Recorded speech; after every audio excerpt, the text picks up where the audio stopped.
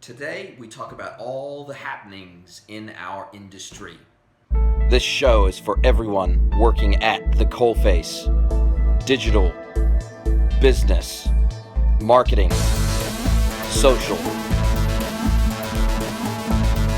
This is At the Coalface with your host, Jason Greenwood.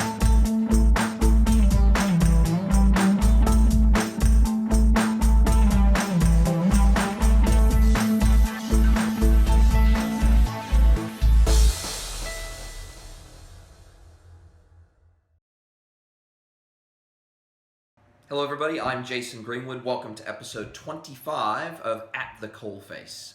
I'm actually coming to you from the Health Post offices, so this is one of our boardrooms. So it's a nice environment to go ahead and be able to shoot this episode for you in. We've had a lot of happenings in our industry from a platform perspective over the last couple of weeks. And it's really caught a lot of industry insiders even by a bit of surprise. And so I wanted to speak to a few of those happenings and sort of give my take on those, and more importantly to try to provide a little bit of context about how these happenings may impact you if you either use these platforms currently, or if you are going to be using those platforms or were thinking about using those platforms, and how it may impact you, your business, your role, and your future ultimately. So let's start with the first piece of big news to hit the market a couple of weeks back, and that was the big Salesforce purchase of Demandware. Now, Demandware is an enterprise e-commerce platform. It is a SaaS platform, so it's a software as a service. You access the platform through a web browser, and Demandware has the dubious distinction, a couple of dubious distinctions, some of them good, some of them not so good. It has the dubious distinction of having never made a profit since its inception.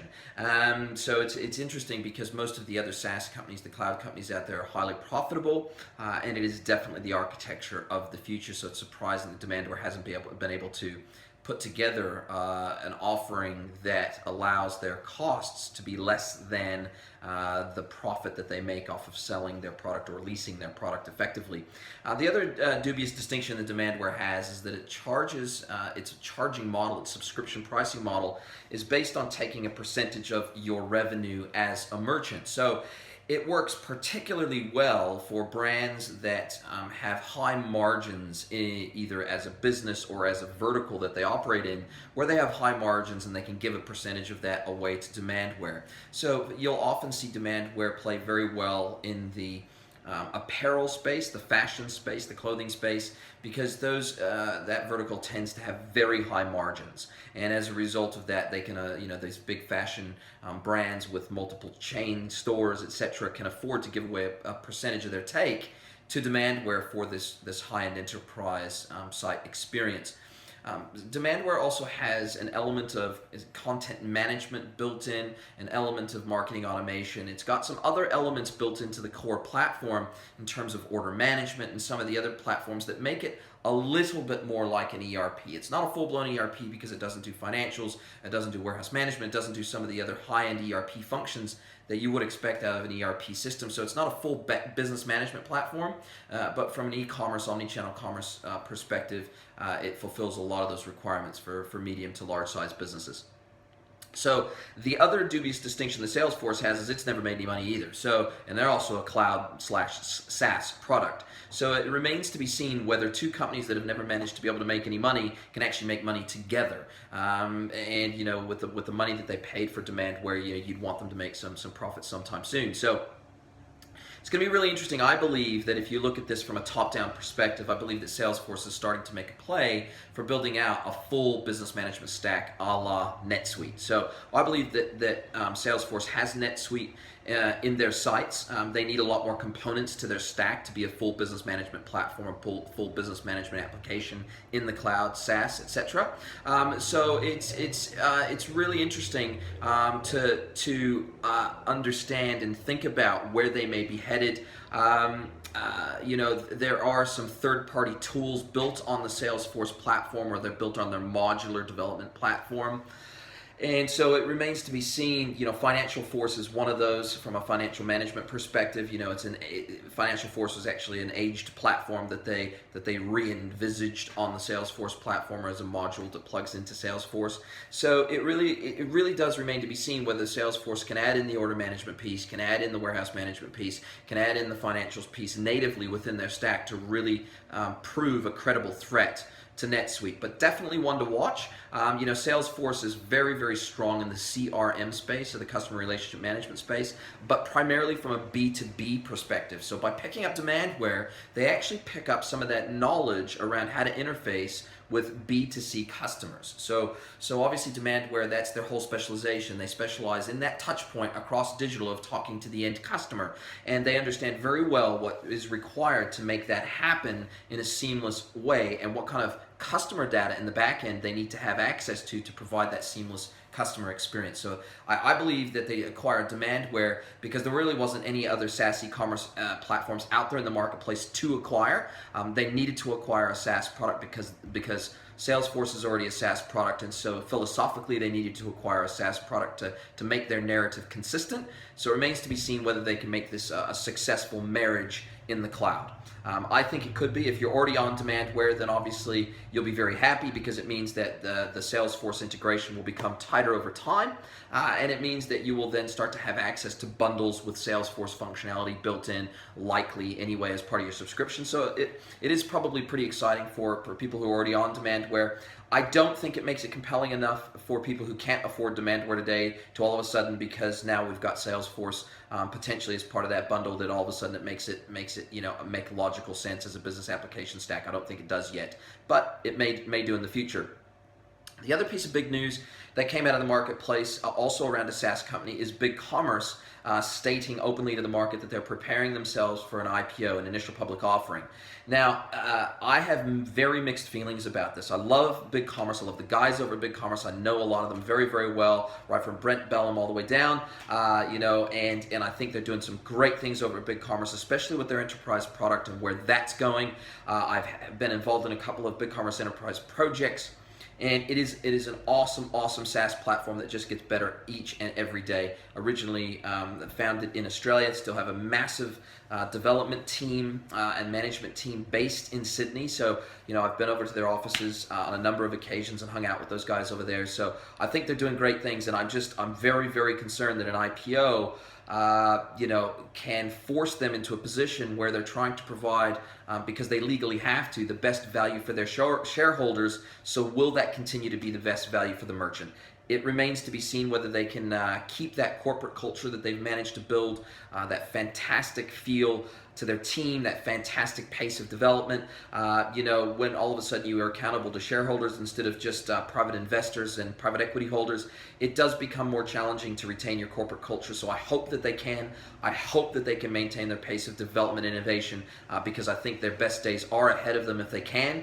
And I personally want to see them do really, really well. I think that there'll be huge demand when they go IPO. So you'll want to keep an eye on that. If you're interested in this space at all, if you're interested in investing in companies in this space at all, when they go IPO, you'll definitely want to become involved in that, because I think it's an exciting company doing things, shaking up the market and doing things well. So hopefully those guys do well over there, and hopefully they can hold it together long after they do go public and become responsible to those shareholders once again.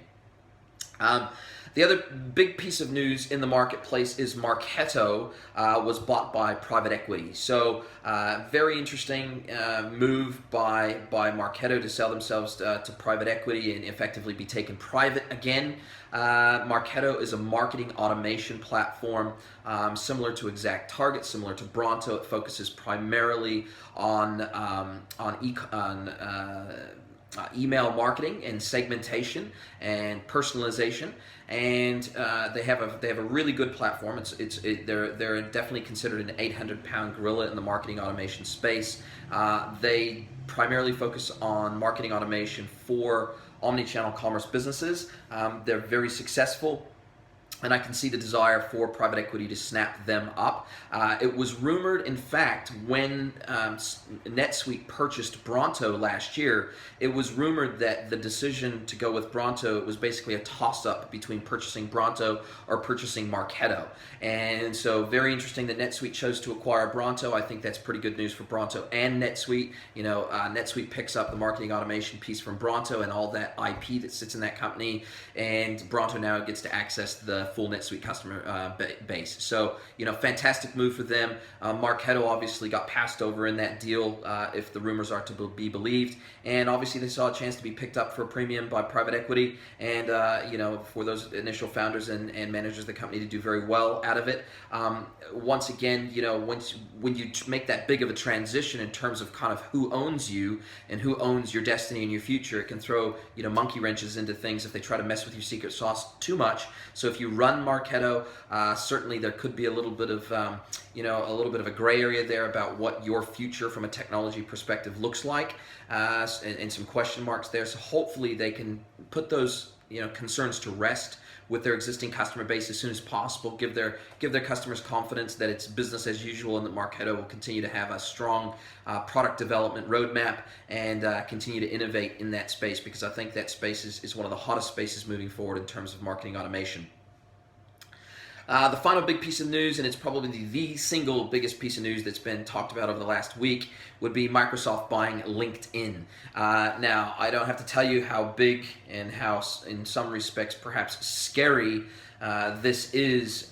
You can only imagine that Microsoft having access to the details, the deep insights into personal data of all of the members of LinkedIn and what they intend to do with that. Certainly, when it comes to their own marketing automation and perhaps even their HCM, human capital management platforms, their ERPs, the Dynamics platform, and bringing in elements of social into that through the LinkedIn, marriage, and also leveraging it in other ways, leveraging it as a new customer database, leveraging it perhaps across their Office platform and being able to pull in profiles natively, similar to how Gmail does today. It can pull in certain elements of a contact's profile from various different social networks, including LinkedIn, similar to how HubSpot does it. You can only imagine that within things like Outlook, being able to connect natively to the LinkedIn platform, being able to pull in all that rich information and present it to you, as you're scheduling meetings and all those sorts of things, especially if it's your first meeting, you never met this person before, to bring in that data and have it right there in your scheduling, in your calendar, right at your fingertips. The sky really is the limit once you have access to this data. So I believe they bought LinkedIn primarily for access to the data, more so than the platform that LinkedIn is. LinkedIn still is pretty much the only social network for professionals, and there's a lot of screaming and moaning and gnashing of teeth about LinkedIn turning into a little bit more of a Facebook type environment, because people are bringing a lot more of their personal life into their articles and into their commentary on LinkedIn, which there's mixed feelings about that, but it still is very much focused at professionals, and therefore the data that people provide in LinkedIn, it's effectively an online CV and so much more. And now LinkedIn's a publishing platform with their Pulse platform, and so anybody on there can use it effectively as a personal blog, a professional blog, and those articles get picked up by Google and listed and ranked organically, and so it's becoming an absolute powerhouse of a publishing platform. So you can only imagine what Microsoft can do with that data, with that content, and starting to interweave it in with the Microsoft experience, taking that data, plugging it into Bing. I mean, it is really, really powerful, that marriage. So you can understand why Microsoft paid so much for LinkedIn, and certainly, obviously, something like a Facebook or some of the other platforms out there really don't have that professional focus that Microsoft obviously saw as a crown in there, crown jewel to be had. So really, really interesting happenings in our space, the digital / social / commerce space / marketing space. All these platforms, the M&A, mergers and acquisitions market is hotting up, and certainly, this time of the year as we're coming into the summer into North America, everybody's on a bit of a high. It's a bit giddy. It's pretty sunny in North America, so obviously there's something in the water that's making all of these companies want to do big deals. And in every single instance that I've just referred to, they're all SaaS products. So they're all software as a service products and platforms. So just shows the power of the SaaS model and how desirable it is to the biggest players in the marketplace, and how that really is where the action is happening. So hopefully you found this interesting. My take on it, all these platforms are very well known. I've dealt with them before previously, whether it be through integration or clients migrating to or from these platforms, etc. So they've all got their pluses and their minuses. So it's really interesting. It'll be really interesting to see what happens with these platforms as the next phase of their life kicks off. So hopefully you found that interesting. You got any questions, please feel free to leave them for me, and I'll do my best to get back to you straight away. Thanks a lot.